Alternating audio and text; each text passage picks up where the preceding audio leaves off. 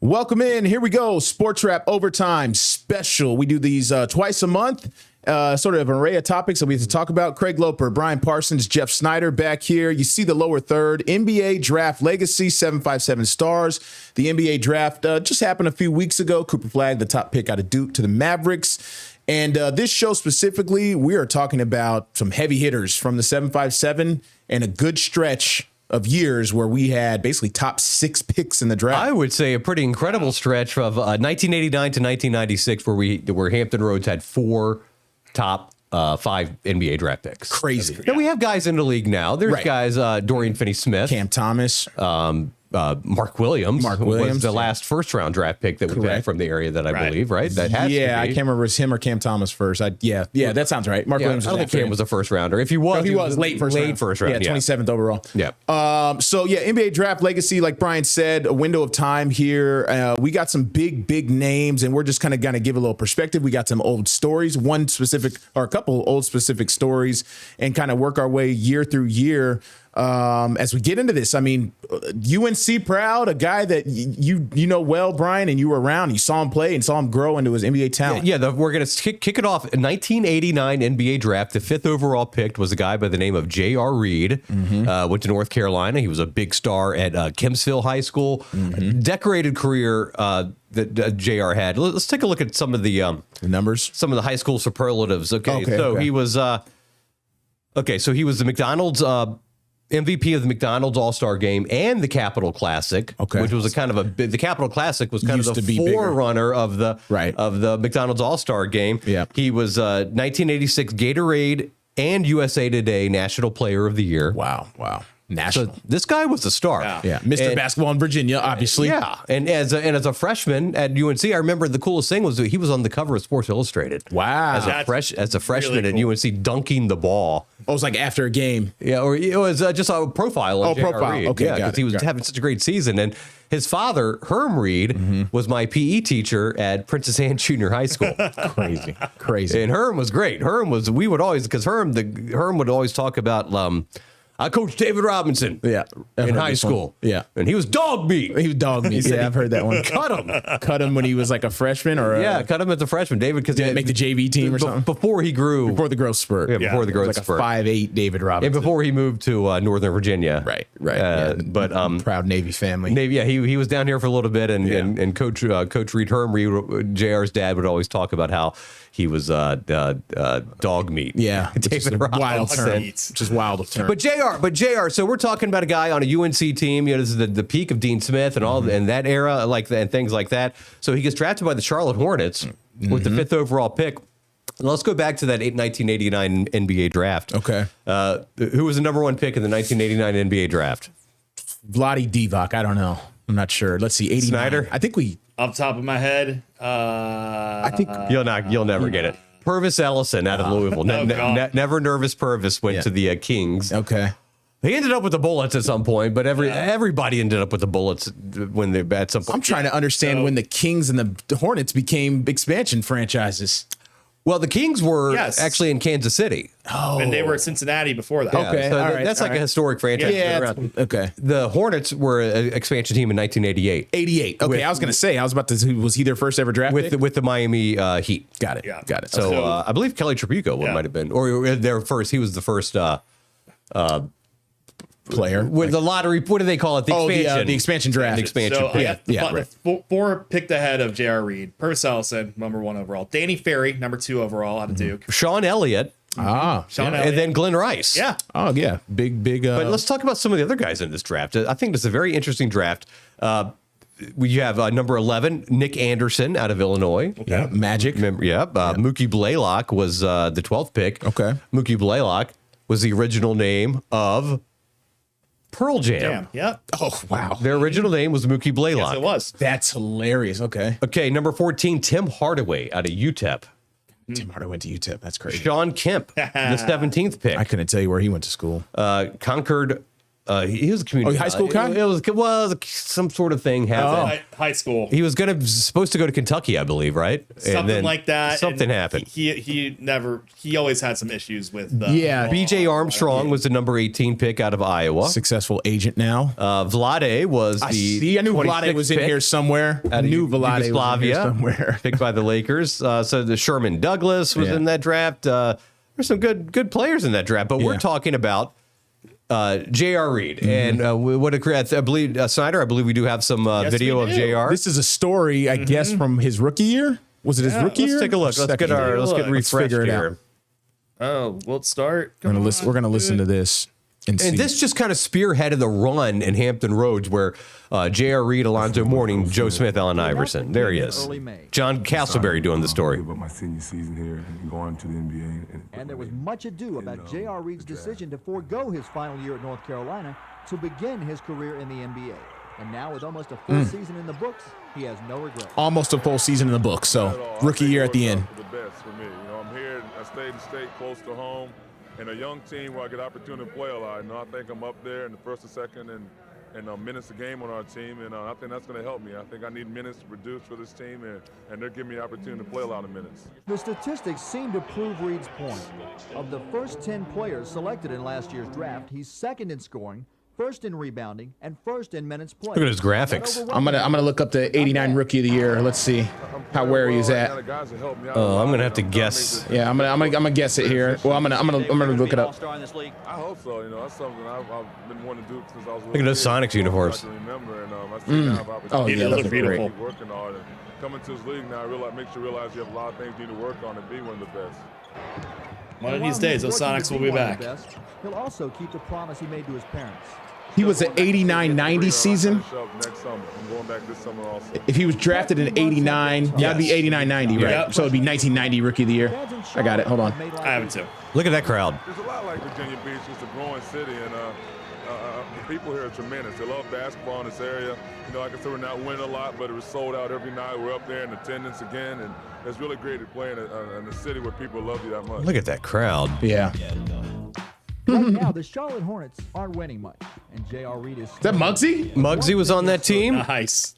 He's come a long way Look at from that. the playgrounds of Virginia Beach. Kempsville. Charlotte, John Castleberry. Now, one of the cool things too about this Hornets team was Kenny Gaddison from Old Dominion was on that team. Okay. Del Curry from Virginia Tech was on that team. That's right, I remember that. We'll get to Alonzo. He was on that team. J.R. Reed. So it was, in a way, they were kind of like Hampton Roads team. Muggsy was an ACC guy that everybody loved. Yeah. So it was kind of like Hampton Roads team in a way, our adopted team. Any idea what JR's up to nowadays?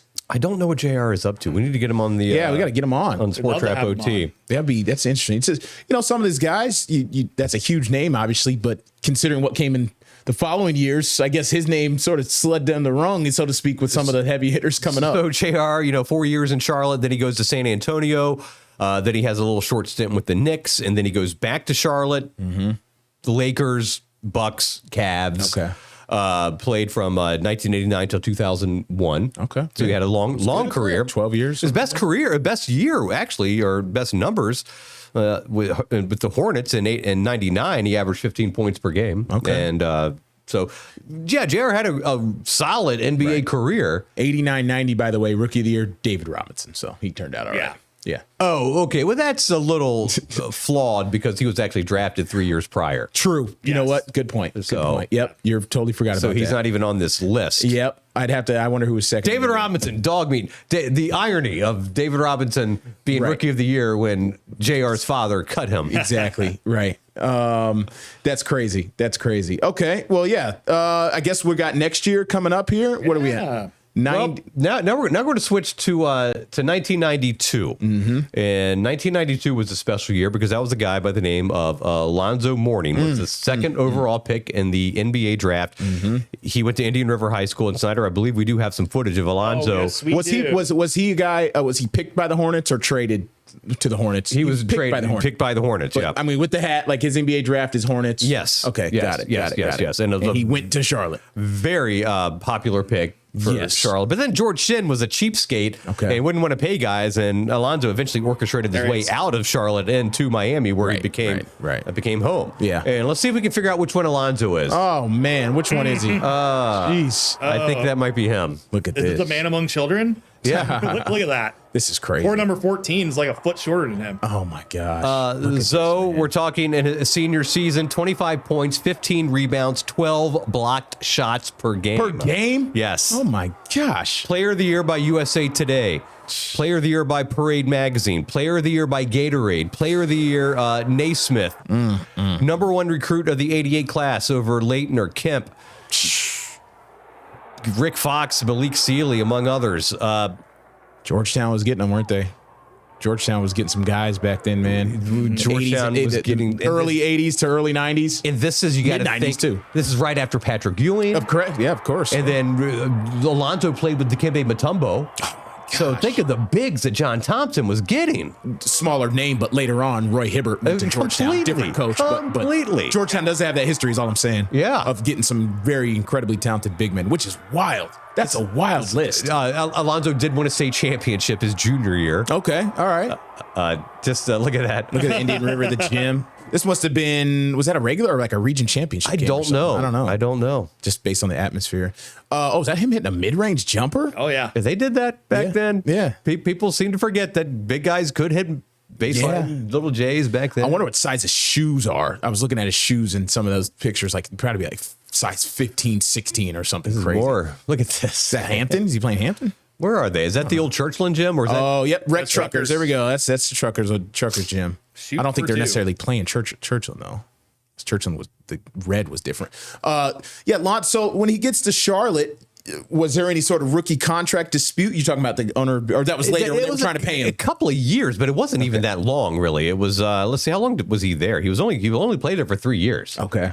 And he had the game-winning shot against Boston when they actually won a series against Boston. Okay. Which was a pretty awesome moment. Everybody thought that because also on that team, the Hornets, do you remember Larry Johnson? Of course. At UNLV. So Yeah, you had of course. Alonzo Mourning and Larry Johnson were kind of like the two big stars of that team. Right. And they were captivating the league, and they were going to be one of these young teams that Twin were Tower types. going to be on the rise, Right. and it all fell apart.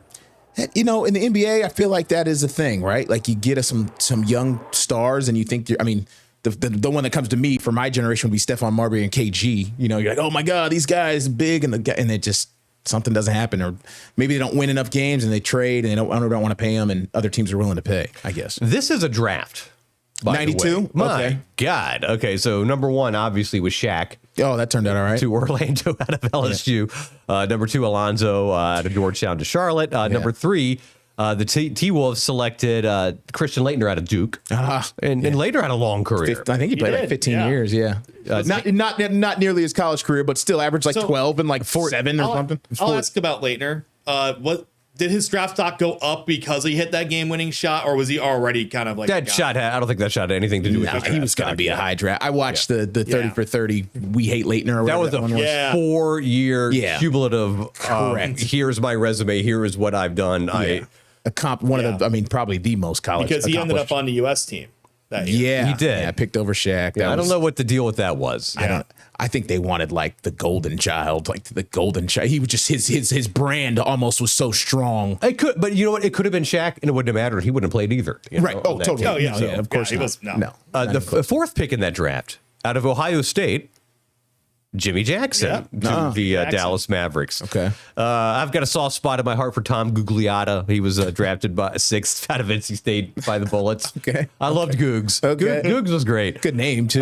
Walt Williams was selected by the Kings out of Maryland. I was a big Walt Williams fan. Right.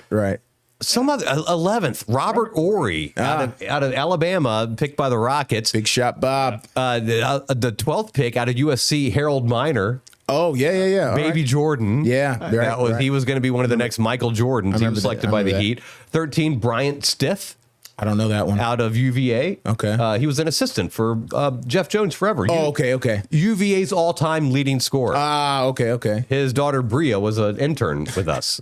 Always the connections. Malik Sealy was 14th. Let's see, anybody good? Hubert Davis was the 20th pick out of UNC for the Knicks. Here's a good one. Back leading the Tar Heels. Oliver Miller. It's selected out of the 22nd out of Arkansas by the Suns. Yeah. Spreewell. Yep. Spreewell. Where'd Spreewell go to school? Bama. With Ori. Bama too? Yeah. Oh, wow, that's funny. Golden State picked him with the 24th pick. So that was a heck of a draft. Got to feed the family. Tony Bennett was the 35th pick out of Wisconsin Green Bay by the Hornets. Speaking of the Hornets. Popeye Jones. He's hilarious. That's a good draft. Curtis Blair out of Richmond was always fun to go back and look. out of. When I think of Zoe, I think I said this once before, maybe back in the office, like the Charlotte Zoe doesn't really come to mind first. It's more the Heat Zoe and then him getting it done in 06 with Shaq and D Wade and stuff. And then obviously his health stuff became a big story at the end of his career. I think he probably missed a season at least. Oh, completely. Or 100%. Something like that. And then ended up coming back. He missed a lot of time. I remember that being a story back. Yeah, I remember being a big story. To get a kidney transplant. He won a gold. We're selling him short a little bit. Won a gold medal in Sydney. 88? 2000. Oh, 2000. Oh, yeah. What am I thinking? Yeah, obviously. Yeah. In fact, you bring up the Olympics in 1988. Because that was the last year. He was actually, as a high school player, one of the last cuts on that team. Okay, that's what I was thinking. Because it was still amateurs in 88, shifted over in 92. And they lost. Okay. They won the bronze. It was like Russia or something. 88? I'm sure it was Russia. Probably it had to be Russia. Yeah. They were mad at the Russians. Because you're playing pros. Yeah. And we had amateurs. Yeah. Anyway, okay, so 2000, you said Sydney? Yeah, Sydney. Mm-hmm. So I have never had the connection with Zoe. I tried to get in touch with him for this Olympic catch-up story we were doing. I couldn't get in touch with him, but, he's a successful executive for the Heat now. If you watch a Heat game, the cutaway Pat Riley, who's always with him, is Zoe. Always. And he's always suited and booted. Fresh suit, well-dressed. That's funny. You say you remember the championship team, but that was Zoe at the tail end. Of course, right. Yeah. Complimentary, hard, tough minutes. Yes. That block shot, that steal, that elbow, that foul that somebody needed. Yeah. That was not the Alonzo. No. When they were playing the Knicks. No. In those playoff series that were so hotly contested. That was an amazing rivalry. Okay. Yeah. The Hornets Knicks? No, the Knicks Heat. Oh, Knicks Heat. Yeah. Sorry. Yeah. Van Gundy. Zoe got a ring, though. That's why it's like. Yeah, right. He finally got the ring. Legacy cemented. Got the ring. That was the first season he was healthy since 2002. Okay. Wow. So there was like a 3.5 year. There was a 3.5 year gap. He barely played. Wow. Yeah, he was with the Nets for like a second. Okay. Yeah. And then they traded him to the Raptors, and he didn't even report. Man. Mm-hmm. Yeah, that's crazy. Alonzo could be cantankerous. Let's don't kid things here. Yeah. I mean, he forced his way out of Charlotte. Yeah. He forced his way out of Toronto somehow. He forced his way out of New Jersey back to Miami. That's funny. I mean, do you remember when there was an altercation with Michael Jordan and Alonzo Mourning after a game, and Alonzo tried to shake Michael Jordan's hand, and Jordan just looked at him and he wouldn't shake his hand. Really? He literally wouldn't shake his hand. No way. Well, Got the you didn't like them? treatment. Head games, who knows whatever Michael Jordan. Guys didn't have friends back then. You played for your team, and they saw you as the enemy. If they didn't work out together. They weren't working out together in the summertime like all the current guys. No. They're all chummy now. Yeah, the NYC Summit gym videos. Snyder, you ever scrolled Twitter? The NYC Summit, the gym. They're all shooting in the same gym. It's all like the same guy. They're all training together. Right. Naismith Basketball Hall of Famer. Yes. It goes without saying. Correct. Right. It goes definitely without saying. So let's take a look at some of this. So 7-time NBA All-Star.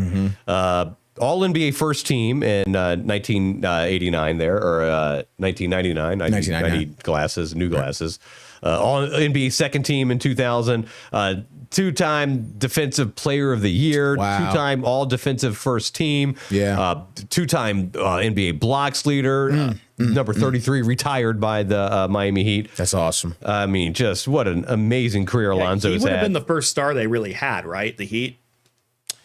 Trying to think, because the Heat were Hardaway played for the Heat, but when was that? Is that later? Tim Hardaway played for the Heat. Yeah, that's a great picture. I feel like that's a great picture. That's really cool. I feel like that was later, but because the Heat didn't show up until what, the late 80s? 88. It's 1988 was Charlotte and Miami. 1989 was Orlando and Minnesota. Right. Yeah, right. So it just feels like he was the first like actual superstar they had. Danny Manning, was he one of them? Was he on that team? Was he drafted by them? Yeah, I guess Tim Hardaway would have been more Warrior, so he was probably with the Heat later in his career. You might be right, honestly. Yeah. I mean, his numbers retired for a reason, right? Yeah, like, he didn't win multiple championships. Him and Tim Hardaway were on the same team at the same time. It was? Okay. Yeah, they were together. Got it. Look at that. Yeah, that's great. The knee pads. That's great. Yeah, we gotta. I haven't seen Zoe around locally since I've been here. Obviously, probably real comfortable down there in South Florida, but a Chesapeake legend nonetheless. And he has come back and done some things. He had a thing called Zoe's Summer Groove, where he did like celebrity softball games and things like that, and he was raising money for a clinic for people that maybe can't afford the medical care that they need. Right. I'm sure the health, like his people's health, and was very important to him, considering everything he went through. It was interesting too when Bruce Rader was down in Sydney when Alonzo won the gold in the Olympics, and there was a whole big thing where Alonzo's wife had a baby, and I think he flew back to the U.S. and then back to Australia, while he was already down there. Yeah, and it was a whole big to do. Will he make it? And he did. And got to pull that package. It is there. We definitely have it. Package. Yeah, it was before we go to the next All-Star here for us, or next guy. Let's take a commercial break real quick. We'll be right back. Sportswrap Overtime. We are back talking NBA draft picks, local 757, just legends in sort of this 89 to 96 stretch where we produced just some crazy, crazy names. Just finished up Alonzo Mourning. Next up, 1995. A lot of people know this name. Joe Smith, out of Maryland, out of Maury High School, by way of Maury High School. And the top pick in 1995, Brian, you're going to have the accolades in front of you. ACC Player of the Year, National, there's so much. By the Warriors, picked by the Warriors. He was the first overall pick by the Golden State Warriors. Joe Smith, Maury High School, obviously played with many teams in the NBA. But let's take a look at some of the superlatives here. He, like Craig said, ACC Player of the Year, two-time first-team All-ACC, ACC Rookie of the Year, third-team Parade All-American.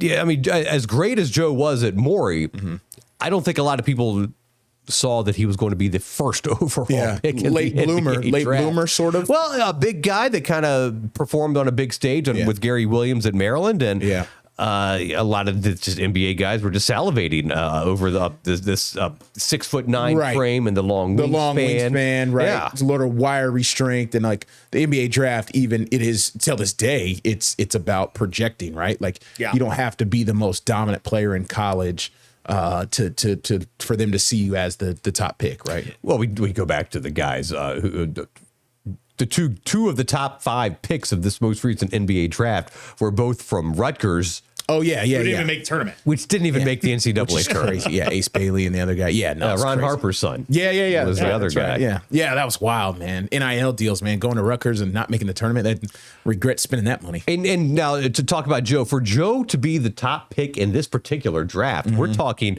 number 2 was Antonio McDyess, out of Alabama. Dang, that's crazy. Well, these guys go to Alabama. Robert Ory, Latrell Sprewell, McDyess. I remember McDyess. I can see his face. Big guy. Yeah, with the early 90s Bama. Didn't know. That's crazy. He was drafted by the Clippers, but I remember with the Nuggets. Yeah. Yep. The third pick was Jerry Stackhouse. UNC. Do you know where he drafted Stackhouse?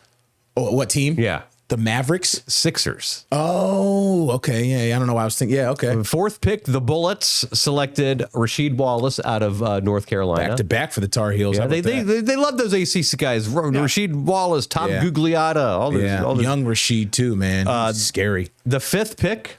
95, no shot. I got no shot. Dude. Oh, yeah, you did. Big name. Oh, do I? Oh, you know it? Huge name. Huge name. Would you know it without you looking at it? Would you know it? No, I wouldn't. Huge name, 95. What conference did he play in college? Or did he go to college? No. Oh, Kevin Garnett. Yeah, Kevin Garnett. Once I said he didn't go to college. That's right. Yeah. Big Country was number 6 from Vancouver, out of Oklahoma State. That's Bryant Reeves. Damon Stoudemire out of Arizona. Legend. 7th pick to Toronto. Yeah, Portland legend. Ed O'Bannon, his name is in the news a lot. UCLA by the Nets, number 9. Kurt Thomas out of TCU, who number we have talked 10 to by the Heat. We talked to twice, 2 years in a row. Cherokee Parks out of Duke was the 12th pick by the All-time name Mavericks. guy. Yeah. Corliss Williamson out of Arkansas was picked by the Kings with the 13th pick. We got Theo Ratliff out of Wyoming, picked by the Pistons. I remember Theo Ratliff in Wyoming actually came to play Old Dominion. I know you told me that one time. At Scope. Crazy. So Odo Hodge took it to Theo Ratliff. Crazy. I remember Theo Ratliff because they had these brown uniforms. Yeah. I remember just Wyoming. thinking, these are like not the Wyoming's most attractive colors are terrible. Till this day, they're still terrible. Attractive uniforms in the world. Shout out to Josh Allen. So yeah, that was a great draft headline by Joe Smith, and Joe just had a very interesting career because the Golden State thing. He was there for a few years, and then kind of become a trade piece, right? He did become a trade piece. He did find a home in Minnesota though for a while. Okay, all right. In 1998, he was with Minnesota with Golden State. Philadelphia 76ers for a little bit, and that we'll get to that in the next. Yeah, we know that. We know the next draft pick that kind of intersects. It's guys like this that are very interesting, right? The NBA, when you take someone first overall, my thought process is it's probably more than likely they're not going to be the franchise changer Hall of Famer type. That's just reality, right? Mm-hmm. I mean, there's only so many LeBrons, there's only so many Shaqs, like.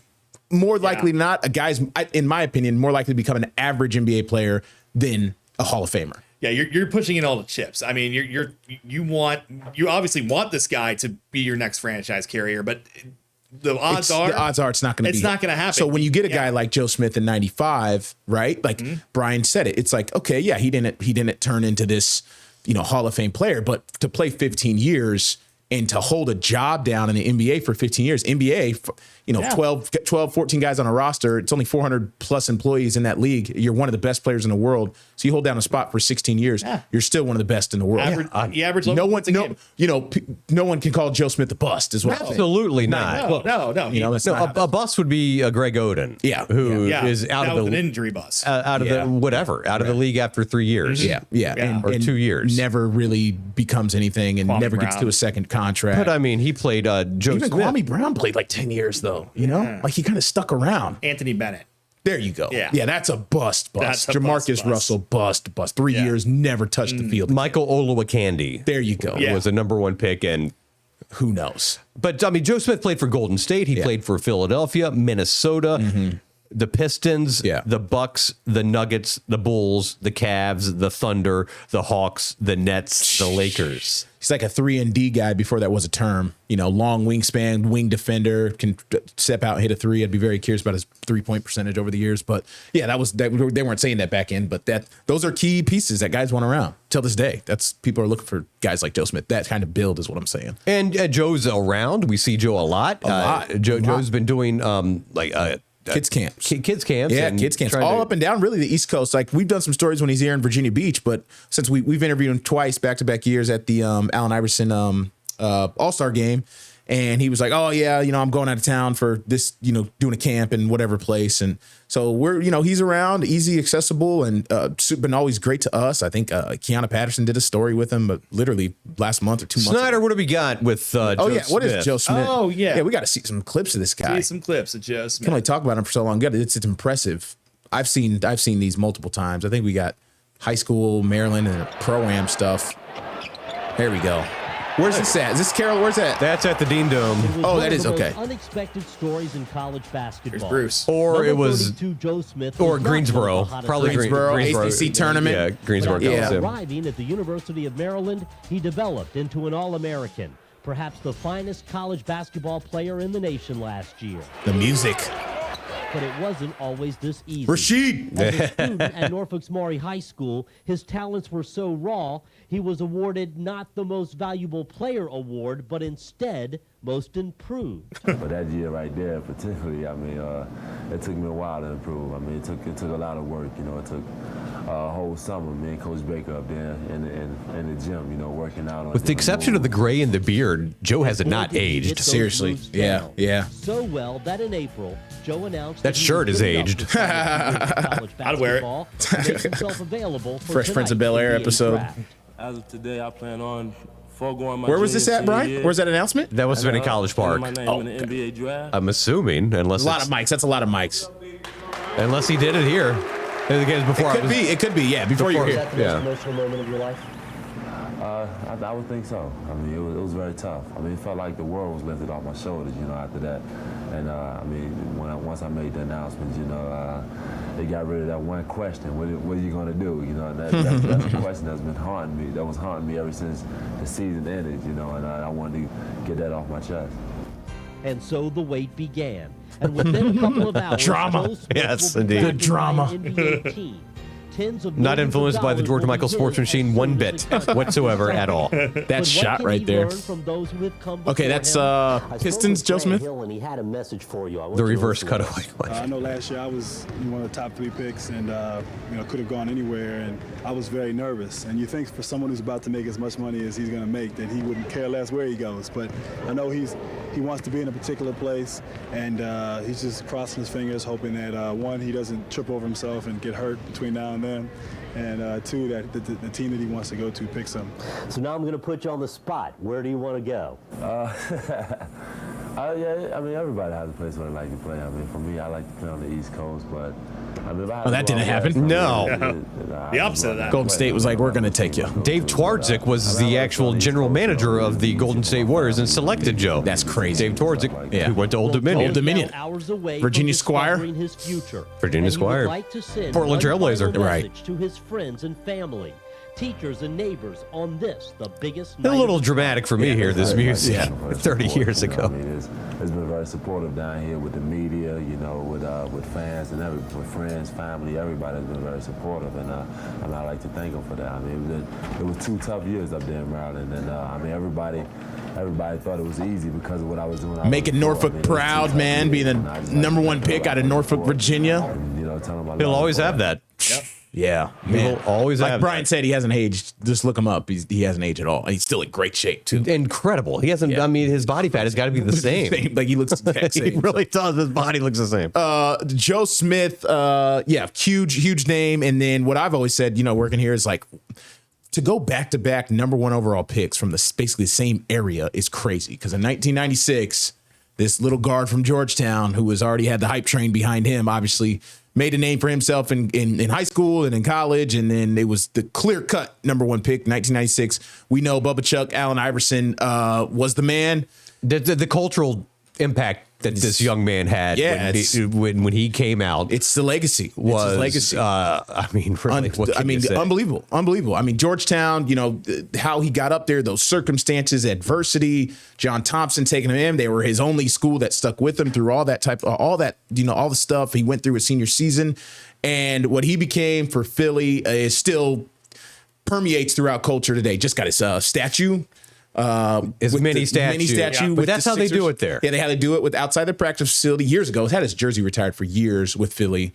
So, I mean, rookie of the year, crossed up Jordan in an iconic moment. Part of #1 pick in the deepest draft. Pretty consensual in NBA history, most people say, if you kind of look it up. So, yeah, the 96 draft. I've been going to Philadelphia for various reasons for the last probably 35 years, and I like Philadelphia a lot, so I feel like I kind of know a lot about the fabric and what the feel of that community is. Right. And if there is one city that is going to appreciate a guy like Allen Iverson, Philadelphia is that market. Seriously, they love guys like that. Right. That put it all out like they do every night. The Philadelphia fans are going to give it to you. Yeah. But they'll take it too, and I think that was a perfect fit for Allen Iverson, to go to Philadelphia. Absolutely. It's kind of close to home, which is 5 hours up the road. And it's kind of that city's got that kind of get your hands dirty kind of attitude, and they appreciate what he puts out on the court, and they bought it from day one. I mean, it was just a match made in heaven, if you ask me. Diving on the floor, scrapping, playing injured, pound for pound. Him and Zeke, Isaiah Thomas, probably considered the pound for pound best players that have ever played in the NBA. 2001 NBA MVP, led the Sixers to the finals. I could just remember seeing these shots of Iverson where he would steal the ball and they would kind of take a wide shot, and you could literally see the entire arena start to stand up, and it's almost like dominoes as they start to rise because they know he's going to come in and finish a shot. I mean, he was must-see TV. Must-see TV. It was just what an incredible game changer he was. And, Craig and I, you and I are the same age. So when I was growing up, Al Iverson and Kobe were like the first two major stars that were being pushed. Yep. That young stars that were being pushed. Of course, you had Shaq and Alonzo and all those guys. Established already. Yeah, but like Allen Iverson, you mentioned it, Brian, the cultural impact Allen Iverson had on Craig and my generation. Yeah. And kids today, too. I mean, kids were wearing the sleeves. They were wearing finger sleeves. They had everything. I finally saw a podcast about that. I don't know if it was an old podcast clip or more recent. They asked him about the shooting sleeve, right? Because that's a common thing in the NBA. But Allen Iverson started the shooting sleeve. Someone asked him, why did you wear the shooting sleeve? And he said he had a bursa sack on his elbow at some point. So if you know anything about a bursa sack, I've had them before when I was playing football. Basically, you have these little pockets of fluid in your elbow. They get hit and they swell up and they can kind of hurt and they take a minute to go down. And so he said he had a bursa sack on his elbow, so he was trying to keep some like compression on it. And the shooting sleeve, I don't know how the 76er training staff got it and they put it on him, and it became a fashion statement like very quickly. And speaking of fashion statement, Allen Iverson was a fashion statement himself, right? He came into those games, the pregame walkthrough, when that started kind of becoming a thing, when guys were like the pregame entrance shot, and he was in the baggy shirt, he was in the baggy pants with the do-rag on, the braids, all that type of stuff. And David Stern didn't like it. But you know what? The fans, who resonated with Allen, they wanted him to keep doing it. But the dress code was implemented because of Allen Iverson. Yes. No doubt. But the thing about AI was that I think that the respect that he commanded was he didn't conform. Yeah. It's this is it. Yeah. This is me. Right. Take it or leave it, man. Yeah. I'll go back every once in a while. He's got that one really good in-depth interview with Stephen A. on whatever show Stephen A. was doing. He had a couple years where ESPN gave him his own show or something like that. And not highly questionable. No, it was quite frankly. But yes, quite frankly. Thank you. Very good interview. Raw emotion. And Stephen A. and him, once he got to Philly, had a really good professional connection. So as a kid, I got an old picture I'd have to pull up somewhere deep in my phone. I got the blue AI Philly jersey, the finger bands, the headband. I had the first ever $100 pair of shoes I got was Allen's shoes. I went to the Gateway Mall in Springfield, Oregon. Went to a Foot Locker and my mom. Reeboks? The Reeboks. Yeah. Got them. Snyder, let's roll some fight. Oh, yeah. We got to see this. So we got about 10 minutes here. Classic. 93. Yep. 93 is junior year after coming off the football state championship, taking the Bethel Bruins to another AAA state crown. Also on that team was Tony Rutland, his running mate in the backcourt, who Wake Forest, and was the guard for Tim Duncan. That was the one I was telling you when I emceed the Bethel Hall of Fame event, the inaugural class. Rutland was the most emotional, man. Like, he had a great speech, unbelievable speech. Look who that is. That's Joe Smith against Allen Iverson in the Eastern Region semifinals. Eastern Region semis. Loser goes home, winner goes to states. At Churchland. Is that at Churchland? Yeah. And you'll notice Joe Smith towering over guys. Allen Iverson, not so much. He's not so much. Yeah. He ended up average size guy. He ended up guarding Joe Smith and shutting him down at the end of that game. In the second half, right? Well, and this just goes to show the pure athleticism that Allen Iverson possessed. Yeah. I mean, he wasn't the biggest guy, but he was fast. That was against Norcom. Smart. Oh, yeah. We did a Hampton Coliseum. When they had region tournaments, they had to move the region game against Hampton to the Hampton Coliseum. Yeah. By the way. AI's coming back the last 2 years and done his national all-star game at the Hampton Coliseum. I think that's Rutland right there that just passed on the ball. And very cool, very, very cool event. You weren't with me that day. Carter Bryant, who we interviewed a couple years ago, was just like a top 10 pick for the Spurs and talking about NBA draft. So Allen Iverson's, these kids he's putting in the all-star game, they are now NBA draft picks. So crazy. Okay, Virginia Mr. Basketball. Yeah. First team parade All-American. Big East Rookie of the Year at Georgetown. Yeah. Two-time Big East Defensive Player of the Year. Yeah, crazy. The first team All Big East. Consensus first team All-American. Mm-hmm. His number 3 has been retired by the Philadelphia 76ers. Number 10 football jersey retired by Bethel. Number 3 high school jersey, obviously retired by Bethel. He was a great football player. Yeah. State champ. DB, his DB highlights. I think he had like 6 picks in a game one time. I think he could have been an NFL defensive back. Probably. I don't know that he could have been a quarterback, but he could have been an NFL defensive back. Yeah, There's for sure. no doubt with those long arms and that speed. Yeah. No, he was a game changer. Yeah. Coach Kaz up there. And doing his thing. I mean, 11-time All-Star. He was the 2001 MVP. He led the Sixers to the NBA Finals against the Lakers, where they actually won Game 1. Yeah. Right. 45 points in Game 1. I think that was the number. Dikembe Mutombo was on that team. Eric Snow. Just these. What a career, man. Kind of, talking about the draft. The 96 draft, top of the head game that I like to play here off the top of your head. It's the 96 draft is one of the best ever, right? It's Kobe. It's Peja Stojakovic was in that draft. It's Steve Nash, 2-time MVP Steve Nash in that draft. I said Kobe. Who else? Who am I? I'm missing so many names. Big Z. Oh, Zydrunas Ilgauskas. Oh, Ilgauskas. Okay, well, number 2 is Marcus Camby. Thank you. Out of UMass and by the Raptors. Played a long time. And even Knicks, though, right? I remember. Definitely with the Knicks. Early with the Raptors, but definitely with the Knicks. Out of Cal to the Grizzlies, Vancouver Grizzlies. The number 3 pick was Sharif Abdur-Rahim. Good pick. Stephon Marbury was number 4. Oh my gosh. Drafted by the Bucks, but traded to the T-Wolves right, out of Georgia Tech. Ray Allen was the 5th pick. Oh my God. There's a Big East. Milwaukee. There's a good Big East game of Allen and Ray Allen and Allen Iverson playing for the Big East championship one of the year. I think UConn got him. I think Ray hit a big shot at the very end, but it came down to like the final 10 seconds or something. Crazy. So imagine you're at the 13, 14, 15 spot. Yeah. So 13 is Kobe. Yep. Number Hornets. 14, Peja Stojakovic, drafted up by the Kings, and then the 15th pick was Steve Nash out of Santa Clara to the Suns. That's a three in a row right there. Yep. Jermaine O'Neal was 17. Kittles, Jermaine O'Neal out of high school from South Carolina or somewhere. Somewhere in Columbia, South Carolina. Oh, was he Columbia? Okay, got it. Kerry Kittles in that draft. That's right. Solid player for a number of years. Kerry Kittles, 1995 NCAA tournament, Kerry Kittles in Villanova. They were Big East champions. Yeah. What a team that was. Great team. It was an amazing team. They were poised to make a run, weren't they? Yeah. And then something happened. Until they ran into that buzzsaw called Old Dominion University. First round. Triple overtime. First round? First round. Yeah, first round. Petey Sessoms, Mike Jones. Triple. Odell was hurt. Yeah. My God, what a game. Unbelievable. Triple overtime. Kerry Kittles had nothing for Old Dominion. Okay. All right. Triple overtime. Honorable mention, undrafted in 1996, Ben Wallace, 4-time defensive player of the year. Cuyahoga Community College legend. Yeah, okay. Ben Wallace. Oh, he went community college first and then Virginia Union, right? Yeah. You know how he got Virginia Union or Virginia State? Virginia Union. Yeah. You know how he got there? Who recruited? Charles Oakley got him there. Oh, that's right. Yeah. Because Charles Oakley saw himself in Ben Wallace. And went to Virginia Union. Yeah. Crazy. How in the world? Come on, man. I don't know. It's like the stars aligning.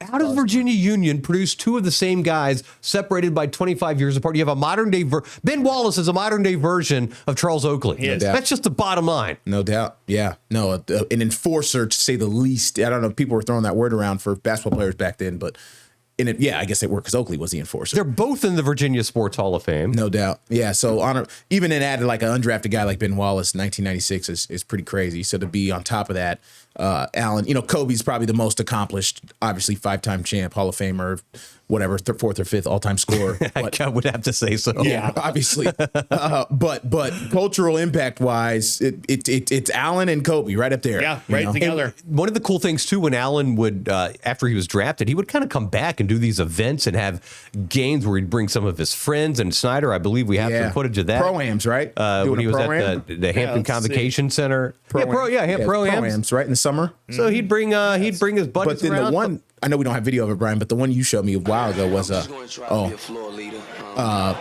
when he played for the Sixers. They came to Norfolk. Sixers. Yeah, they came to the TED. Yeah, against the Hornets, Baron Davis. So this. I'm gonna try to penetrate, basically play the same game I played at Georgetown, but not looking to score as much.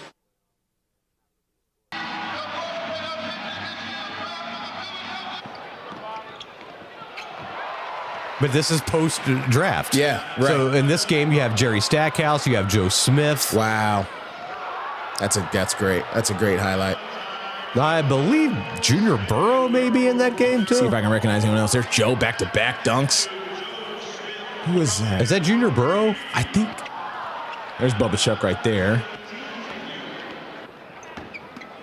Another, nice dime. That's, I think, yeah. Did you say Junior Burrow? I think that's Junior Burrow. I just heard it. I think I heard PA say it. UVA, great. Yeah. Now the head coach at Norfolk Collegiate. Yeah. That's right. And he's got a kid. Yep. Yeah, we did a little story. I think we made him player of the week. A little turnover. There's 42. That's Stack. Is that Stack? Yeah. 42 was? I don't think Rashid made this trip. So that was pretty cool. AI would come back and do things. And we had talked about it in the office once before, as we get about 3.5 minutes to go here. Alan has done a lot in recent years, honestly, since I got here. After you kind of, you'd mentioned, he wasn't around for a while there, but now he's back. He's accessible. Extremely. We've talked to him multiple occasions over the last 4.5 years at various events. He's very cool. He used to put up this kind of wall around him. Right. And he was kind of tough to get to, and he wasn't very accessible. Right. And, he kind of put that up around him, that barrier. Yeah. But that barrier has been lifted. He is willing to talk and there's something to be said when he's at the height of his career, and then some of the stuff went down in Philly and the media, and they would write about you and talk about you. Probably that kind of probably put up that wall for those reasons, right? Be more private after that, but now it's the opposite. But he's not a player anymore. Yeah. He's 50 years old now. He's he finally vice president of Reebok, to some degree. Yes. I don't know exactly the title. Because remember, they put his money in a trust, his shoe money in a trust, and he was finally able to access it a couple years ago. No. I think it comes in at 55. Oh, is it 55? It's 55. Oh, I thought it was Only reason I know that is because that went viral a few weeks ago. Alan just turned 50 this year. A few weeks ago, they had a big birthday party.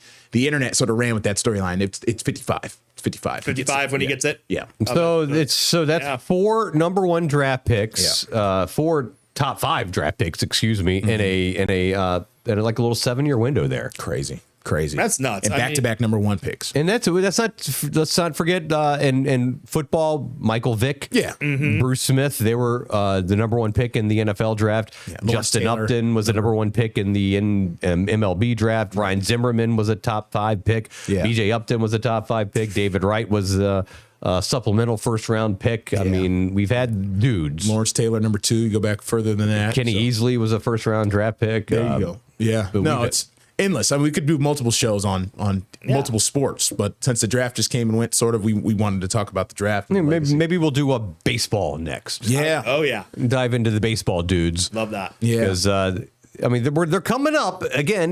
We're having NBA guys coming in, but we're not having guys with impacts like a Allen Iverson or Alonzo Mourning. Guys. What's crazy about that is when these guys are in college, they make a name for themselves, but because of NIL and the transfer portal, like guys don't really. I mean, unless you're the Cooper Flags of the world, you're kind of flying under the radar. Like if you show out at 1 year, like you can have one good year at some random school and then you're a top pick. Yeah, right. And you could be a transfer from somewhere. So the brand for these college guys coming out is just not as strong anymore, unless you are the outlier, right? Like Cooper Flag is the outlier, but everyone else kind of just guys. Like you said, the 2nd overall pick went to Rutgers. It's like. It didn't even make the tournament. Never saw him play. Yeah. Never saw him play all year. And Rutgers didn't get many national TV games. And then there's still a run on European players after Jokic and Giannis. Oh, that's so successful. That's gonna continue. Yeah, that's gonna continue. Wemby. The French guys in recent years have been high pikes. Richeche and Wemby, and there's another guy in there. So they'll find you if you're. Hey, you know what? They're good. If you're good, they'll find you. Whether you're from Hampton, Virginia, or where you're from Versailles, France, where Wemby's from, they're gonna have a chance to find you. So, all right, we're gonna wrap up this show. This is a Sportswrap overtime special. As I said, we do these twice a month, sort of a deep dive into a good subject here. So, hope you enjoyed it. Share it with your friends and family. And this is for Brian Parsons and Jeff Snyder. I'm Craig Loper. We will see you next time. Have a good one.